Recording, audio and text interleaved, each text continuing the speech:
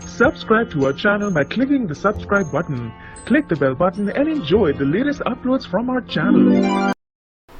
नमस्कार दोस्तों, स्वागत है आपका आपके अपने चैनल हंग्री स्पिरिट्स में। हंग्री स्पिरिट्स देख रहे सारे दर्शकों का मैं अंजू शर्मा दिल से स्वागत करती हूँ। जी हाँ, पुण्य श्लोक अहिल्याबाई बढ़ रहा है आगे अपने सफर में नए बदलाव के साथ। धीरे धीरे आप भी एक्सेप्ट करना शुरू कर चुके हैं नए बदलाव को, मगर साथ में कुछ ऐसी चीजें भी आप नोटिस कर रहे हैं जो वाकई में हमें इस वीडियो में कवर करनी चाहिए। साथ में ये भी कहूंगी कि कुछ ऐसी बातें भी आप नोटिस कर रहे हैं या कह रहे हैं जो आने वाले समय में होने वाली हैं। तो ये सारी मिलीजुली प्रतिक्रिया दिखती है आपके कमेंट्स में, और वही कमेंट वीडियो लेके आई हूँ आज मैं मंडे के दिन, अंजू शर्मा। तो चलिए बात करते हैं कमेंट्स के बारे में, मगर पहले वही गुजारिश, जिन्होंने अभी तक चैनल को सब्सक्राइब नहीं किया है कर लीजिए। साथ में दोस्तों बेल आइकॉन दबाइएगा ताकि आपको हमारे वीडियोस के नोटिफिकेशन मिलते रहें। धन्यवाद। तो सबसे पहले मैं लीना फर्नांडिस का कमेंट पढ़ना चाहूंगी।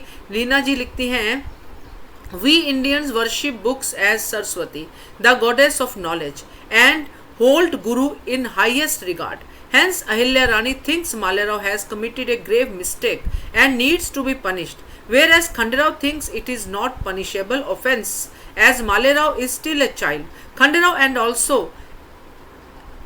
had also insulted his Guru at the same age. बिल्कुल लीना जी, आपने सही बात कही है, और साथ में आपने जो पुरानी बात को लेके कहा है बिल्कुल करेक्ट है आप, क्योंकि ऐसा ही खंडेराव ने किया है और यही मैंने अपने वीडियो में भी कवर किया था। और खंडेराव को गुरुकुल जाने की सजा हुई थी 7 साल की।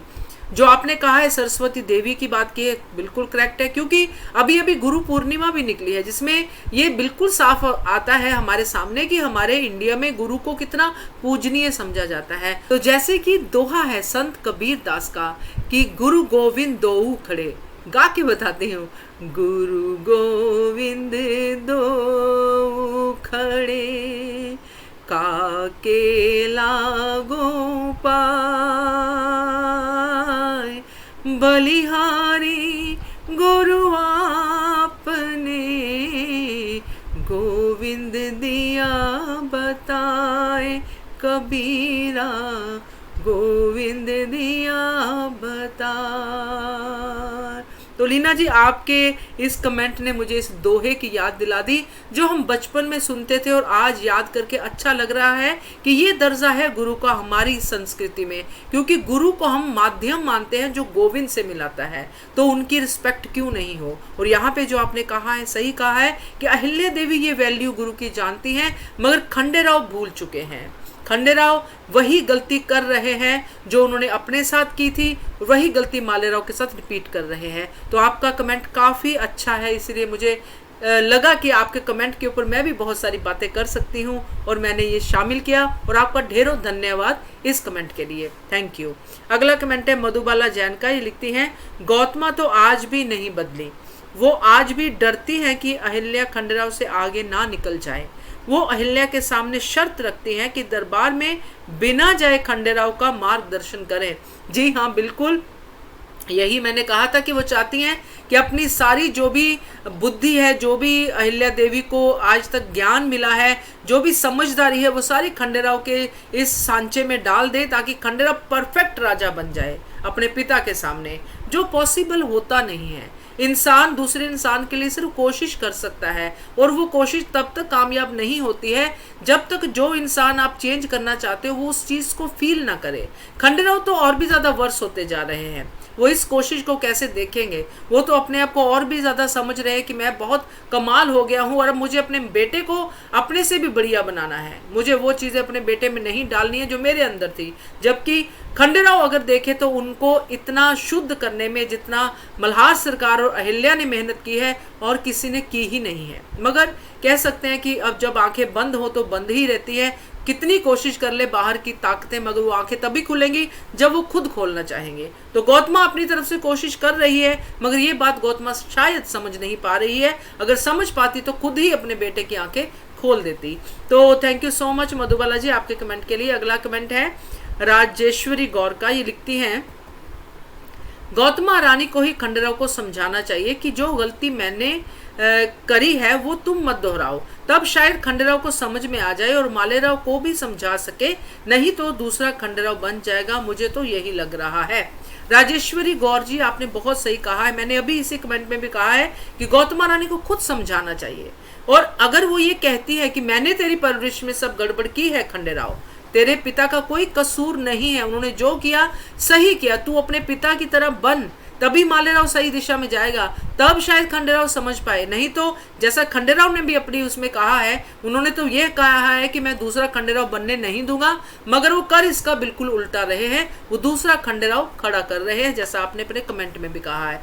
Thank you so much Rajeshwari ji. अगला कमेंट है सुमन रावल का, ये लिखती है स्वार्थी रानी गौतमा बाई पूरे बाड़े का माहौल खराब किया है, आज तक खुद समझ नहीं पाई, उसे अहिल्या समझाए।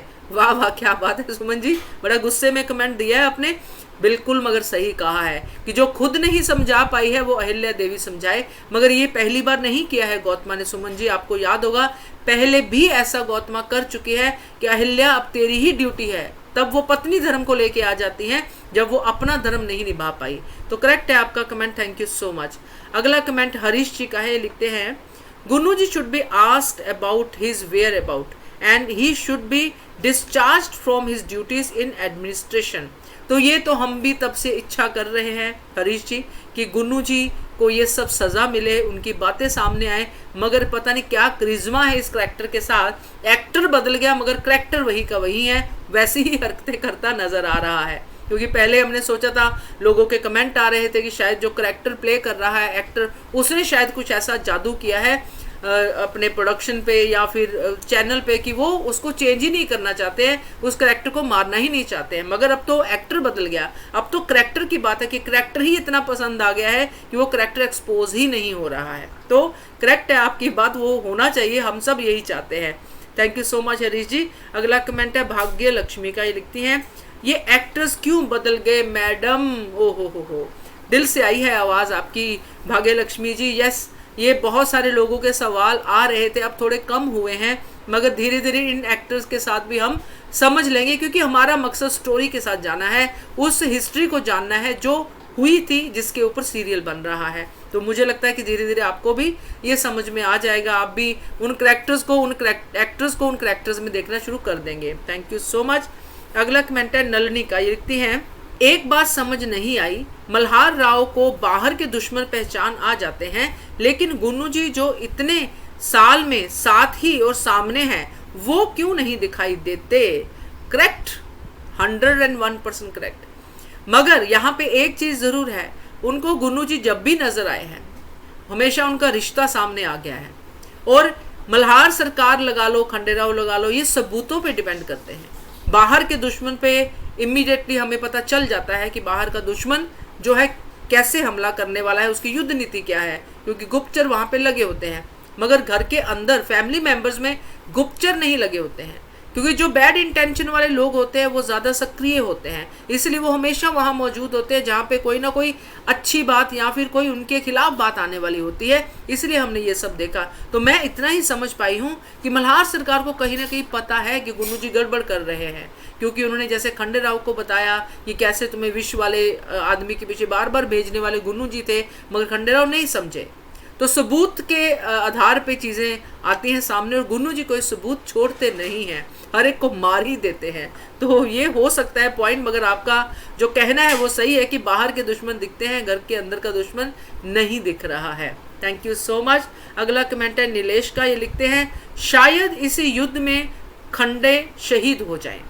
तो ये नीलेश जी ने आगे की बात कही है, क्योंकि जो सूरजमल का नाम आ रहा है, जो अभी हमने देखा इस कड़ी में, सूरजमल भी सक्रिय है और दुश्मन है, तो उसके हाथों ही खंडेराव का जो है अंत हुआ था। तो इस युद्ध की बात इसीलिए नीलेश जी कर रहे हैं कि शायद ये युद्ध ही खंडेराव का आखिरी युद्ध हो।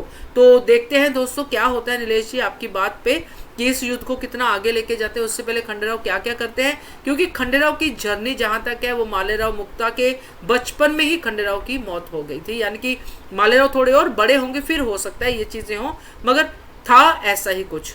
देखते हैं सीरियल में कैसा आता है। तो थैंक यू सो मच। अगला कमेंट है आशा अग्रवाल का। ये लिखती है कलाकारों का चेंज बिल्कुल पसंद नहीं आया, वो फीलिंग नहीं आ रही है। यस आशा जी, आपकी बात सही है। बहुत सारे लोगों के ये कमेंट्स आ रहे हैं, पहले भी मैंने अभी पढ़ा है थोड़ी देर पहले, मगर धीरे धीरे फीलिंग आनी शुरू हो जाएगी। आप स्टोरी पे और हिस्ट्री पे ध्यान दीजिए तो हो सकता है जल्दी आप इस चीज़ को समझना शुरू कर दें। मैं इस बात से बिल्कुल सहमत हूँ, क्योंकि हम लोग कनेक्ट हो जाते हैं कैरेक्टर्स के साथ। हम वही गौतमा देखना चाहते हैं, वही द्वारिका देखना चाहते हैं, तो वो कनेक्शन बन जाता है हमारा उनके साथ। जब वो नहीं दिखता है तो रिकनेक्ट होना थोड़ा वक्त लेता है। तो थैंक यू सो मच। अगला कमेंट है पद्म का, पद्मज व्यास। ये लिखते हैं show has become interesting and more action, still Gunnu ji will go free. तो इनका कमेंट थोड़ा पॉजिटिव है, इनको अच्छा लग रहा है, शो के बीच में इंटरेस्ट बन रहा है। तो मैंने पहले भी एक बार शेयर किया था कि या तो जो हमने पहले देखा है वो ज़्यादा खिंच गया या फिर अभी, मगर ये ज़रूर है कि अब थोड़ा ये उम्मीद बंदी है कि अब हम एक्चुअली ट्रैक पे आ रहे हैं, ऐसा मुझे लग रहा है। हाँ, वो बदलाव की वजह से थोड़ा हमें डिस्ट्रैक्शन हो रहा है, मगर ट्रैक पे तो हम ज़रूर आ सकते हैं। तो ये मैं उम्मीद करती हूँ। बाकी आप लोग ओपन है अपनी राय रखने के लिए, कमेंट रखने के लिए। कमेंट सेक्शन आपका ही सेक्शन है, उस पर ढेर सारे कमेंट्स कीजिए और मैं हर मंडे आपके कमेंट्स लेके ऐसे ही आती रहूँगी। क्या कहना आपका इसके बारे में, इस वीडियो के बारे में? फिर से वही कहूँगी, कमेंट करके बताइए। देखते रहिए channel hungry spirit. Thank you so much. Subscribe to our channel by clicking the subscribe button. Click the bell button and enjoy the latest uploads from our channel.